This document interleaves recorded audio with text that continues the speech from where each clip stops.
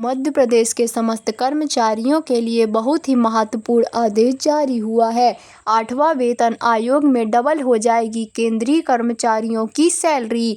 तो साथियों, आइए आप सभी को इस अपडेट का अध्ययन करवा देते हैं विस्तार से।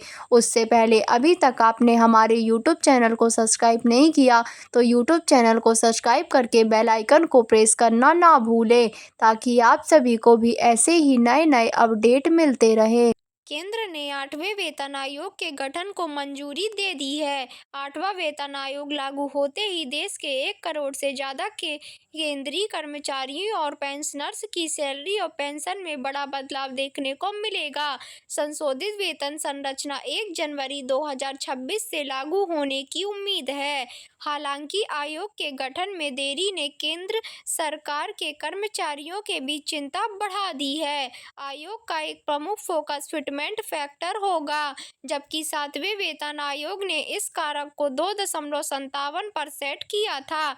इसे 8वें वेतन आयोग के तहत बढ़ाकर 2.86 किए जाने की संभावना है।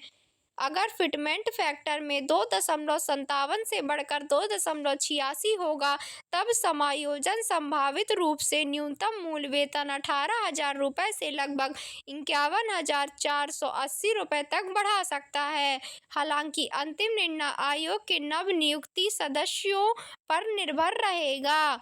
आधार वेतन समायोजन के अलावा हाउस रेंट अलाउंस और ट्रैवल अलाउंस टीए जैसे भत्तों में भी कर्मचारी पोस्टिंग और यात्रा आवश्यकताओं के आधार पर अपडेट देखने को मिल सकते हैं।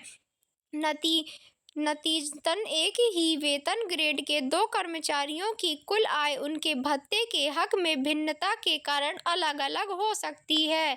इसके अलावा राष्ट्रीय पेंशन प्रणाली एनपीएस और केंद्र सरकार स्वास्थ्य योजना सीजीएचएस में योगदान भी प्रभावित होगा। वर्तमान में सरकारी कर्मचारी अपने मूल वेतन और महंगाई भत्ते डीए का 10% एनपीएस में योगदान करते हैं, जिसमें सरकार 14% योगदान देती है। वेतन संशोधन के बाद ये योगदान तदनुसार बढ़ जाएगा। सीजीएचएस के लिए सदस्यों दरें वेतन स्लैब से जुड़ी हुई हैं। इस प्रकार मूल वेतन में वृद्धि के परिणाम स्वरूप सीजीएचएस शुल्क में भी वृद्धि होगी। शुरुआती अनुमान विभिन्न वेतन ग्रेड में जबरदस्त वेतन बढ़ोतरी का सुझाव देते हैं। उदाहरण के लिए मूल वेतन 57,456 रुपये तक बढ़ सकता है, जिसमें ग्रॉस मंथली वेतन 74,845 रुपये और शुद्ध टेक होम वेतन लगभग 68,849 रुपये तक पहुंच सकता है। ग्रेड 4,000 293,708 रुपये की अपेक्षित मूल वेतन के परिणाम स्वरूप 1,19,758 रुपये का ग्रॉस वेतन हो सकता है, जिससे लगभग 1,09,977 रुपये का कुल मासिक वेतन हो सकता है। मूल वेतन 1,40,220 रुपये तक बढ़ सकता है, जिसमें ग्रॉस वेतन 1,81,073 रुपये और कुल टेक होम वेतन लगभग 1,66,401 रुपये हो सकता है। संशोधित मूल वेतन 1,84,452 रुपये तक पहुंच सकता है, जिसमें ग्रॉस मासिक आय 2,35,920 रुपये होने की उम्मीद है, जिसके चलते लगभग 2,16,825 रुपये का टेक होम वेतन होगा।